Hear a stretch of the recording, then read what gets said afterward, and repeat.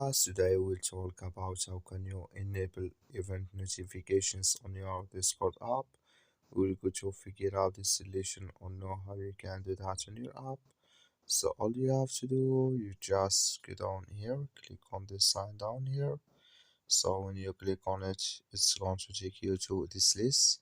Then all you have to do now, you just go down here. So you keep going down and you click here on notifications. So when you click on notifications, it's going to take you to this list. And all you have to do now, just click on get notifications outside of Discord. You click on it here.